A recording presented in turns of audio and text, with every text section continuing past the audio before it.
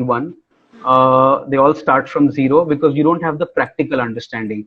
I think most critically, if someone wants to pursue a career at a corporate law firm, I think what you really need to focus on is to gain in-depth knowledge of at least the Companies Act.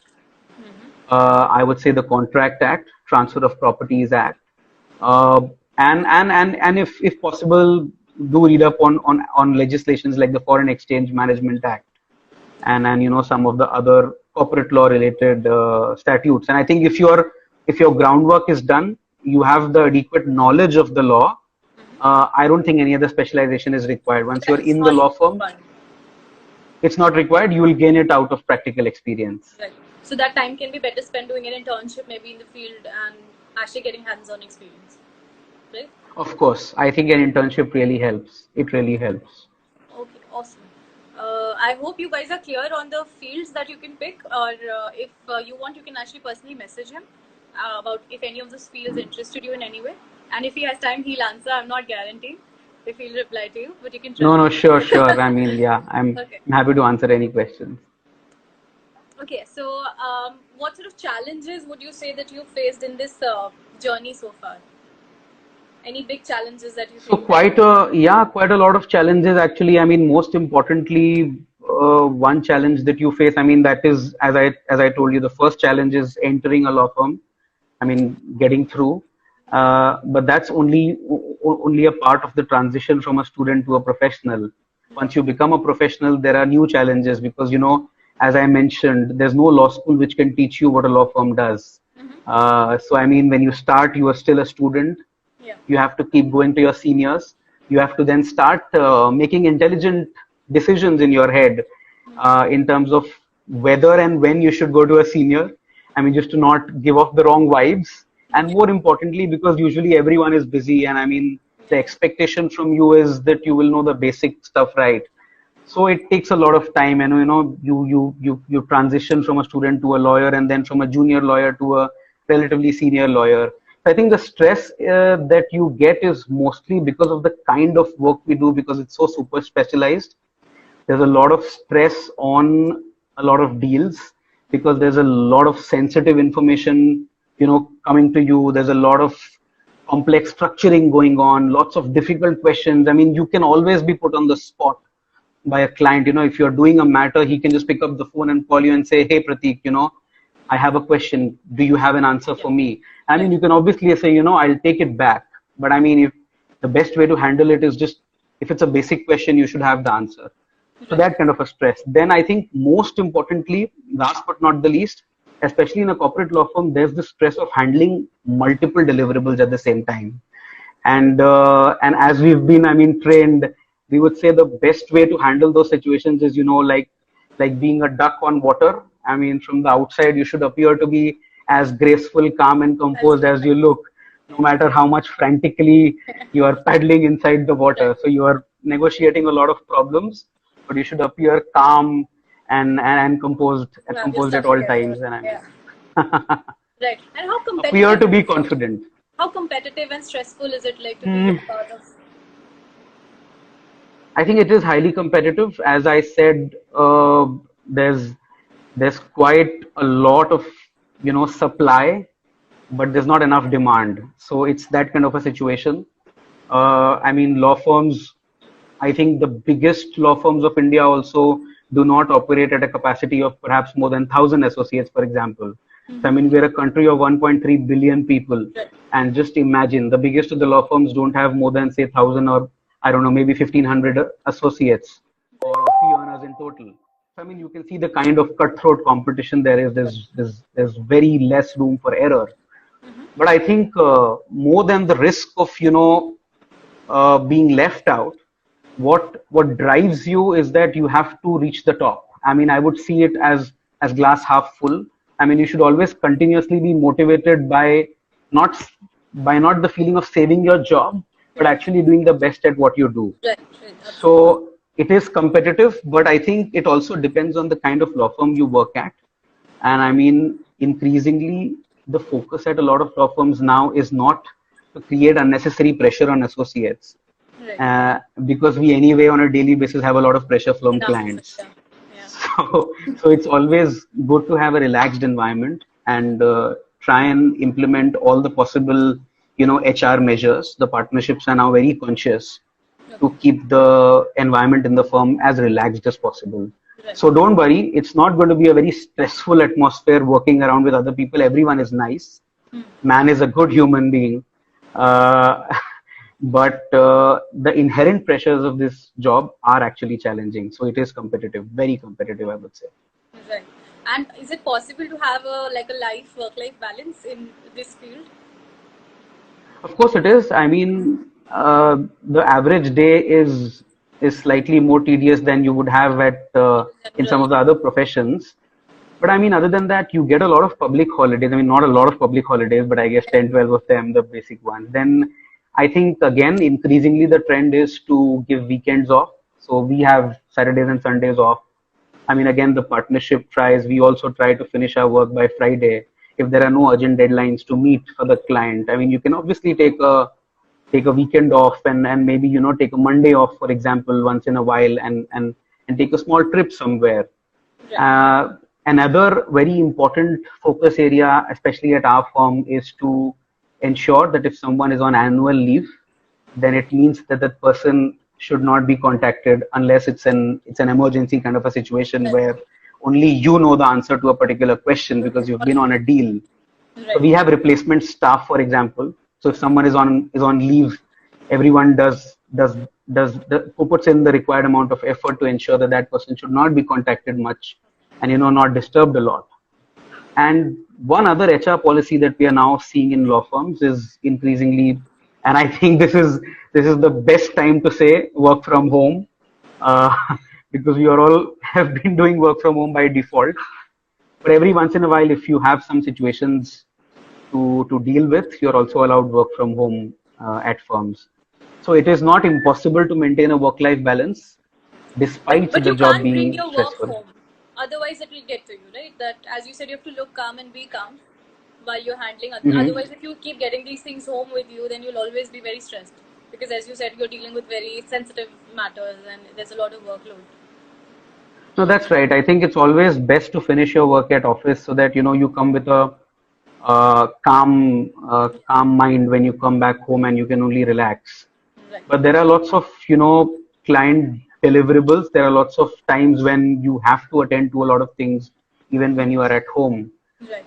But again, it depends on situations. If you're managing a team of 5 people, you are at home, everyone else is at office, it's slightly difficult to manage. So Right. if you have a little bit of reading up on some agreements to do, I also bring that home. Yeah, you can do But that. if you have some work which involves 3, 4 other people and active involvement of everyone, I think it's Then always you best have to to do it at manage. office. Right. Yeah, Perfect. Awesome. So we have a lot of questions now, guys. Audience questions are open. My questions are done. sure, Now you can send it. Okay. sure. Okay. So some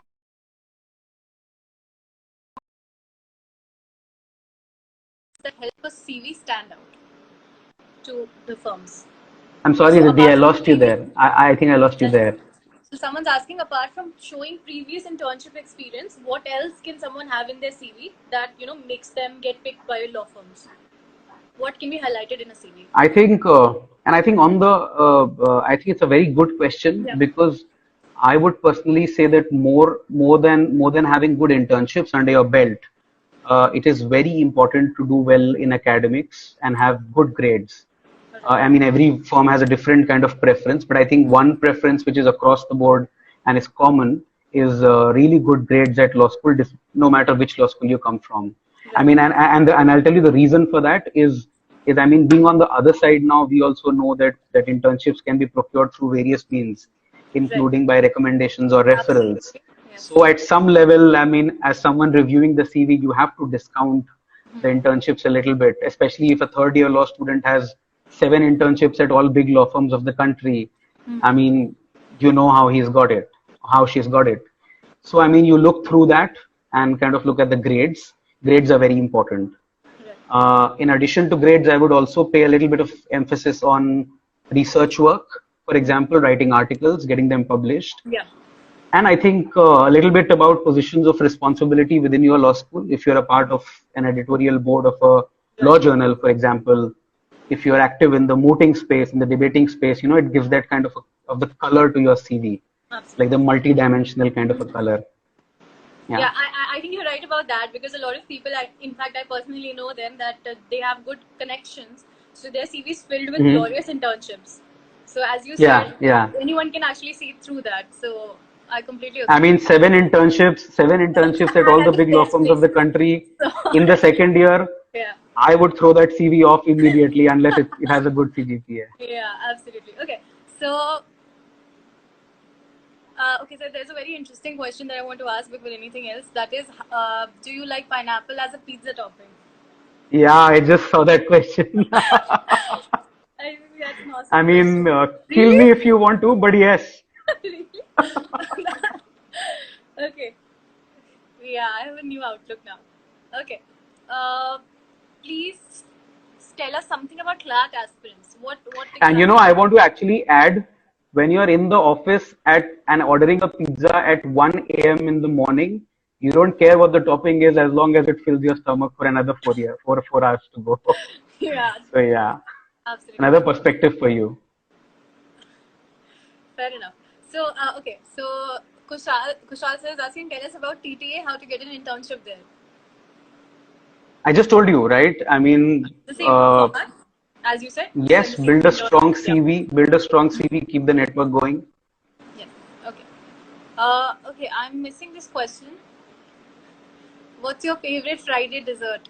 Okay, lots of things about you. So yeah, so we have a very interesting ritual in our firm. We have Friday desserts, and every week is a different kind of dessert. So one week it's chocolate, the other week it's a fruit dessert. Then I think we have Indian sweets, and one is miscellaneous, which the miscellaneous, I mean, for the world out there, the miscellaneous is always chocolate. But I'm in the minority. I'm one of the, I think, 3 or 4 people in the firm who prefer fruit-based dessert over a chocolate. Oh, one. So I'm the fruitcake person. Even yeah. I great. I hate chocolate. Great. Okay. Welcome on board. So someone's mentioned that they're a CLAT aspirant, so they're preparing for CLAT. So what advice would you give someone who's prepping for the exam? Honestly, I'm not the right person to answer this question, because I appeared in the first CLAT 12 years back. Yeah. And right now long it's completely back. changed. They've changed the pattern completely. I think it's completely changed, so I don't want to give an answer that doesn't help that person. Right. Perfect. Okay. Then, what do you think about the change in the job market, which will be coming in the following years? How will the narrative change post-pandemic in the legal job market? Which I'm sure everyone. Of course, yeah. I know, and unfortunately, no one has the answer to that question right now. I mean, we are still. I mean, as you say, it's only when the tide runs out that you understand who was swimming naked. I mean, it's a very famous comment, but we are actually in the middle of the tide right now. And I mean, as you say, we are right in the eye of the storm, being in Mumbai right now. I think once the pandemic gets slightly better from a public health and safety perspective, is when we will actually start to realize the amount of loss it has caused to the economy. And I mean, when I say economy, the global economy as a whole. But I definitely see a downturn in the next couple of years. We're all bracing for it. But I mean, as you say, every cloud has a silver lining, and every problem has an opportunity. So the opportunity here is, I think, the field of law, corporate law especially, is going to evolve. We are going to, and that's what we feel. We are going to see a lot of restructuring happening. I mean, right now there were lots of M&As happening, but I think people will start to now introspect and do internal reflection and see how we can, internally build the synergy. So there's going to be a lot of restructuring happening. I would say a lot of insolvency and bankruptcy matters.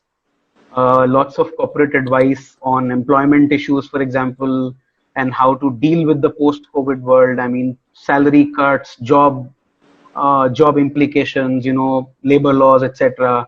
So I don't think it's going to impact the legal profession, because there's going to be no work. But I think the kind of work for the next couple of years at least is going to see a dramatic turn, and we're all gearing up for it. Yeah, I think that's a perfect answer. So there's someone who's asked you a couple of times how to get a seat at the NLU of Bangalore? You should top CLAT. Some of the people asking questions here have studied at NLU Oh, Bangalore, so I think yeah. So you guys they can might help be them. better. Yeah. Okay. Then now, internships in second and third year. How do we go about it? I think that would be the same strategy, or is No, there I think anything practical? slightly, yeah, just one other thing to add, I think, and this is what I personally did with my CV building, and it helped me. And again, sitting on the other side, I would like to see this on someone's CV is a natural progression. I mean, the kind of internships you do should correspond to the kind of subjects you are reading at your law school at that moment.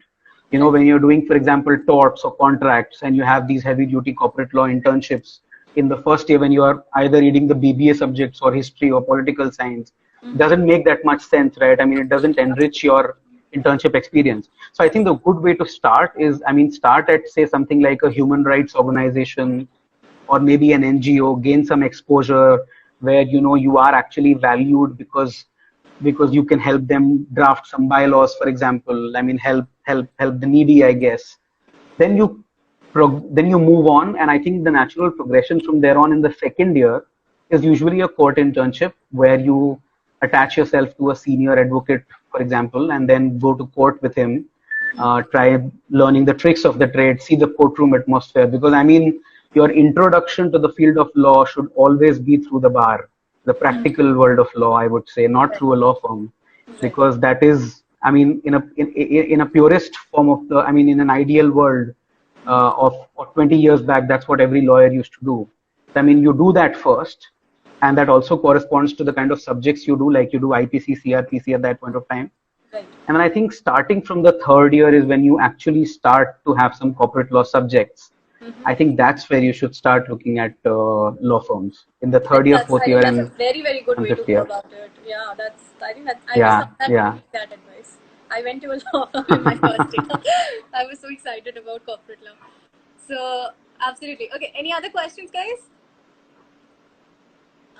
Yeah, it's just a lot of fan following of you giving you hearts and amazing answers. So you're very popular. I'm sure that's rigged. Don't worry.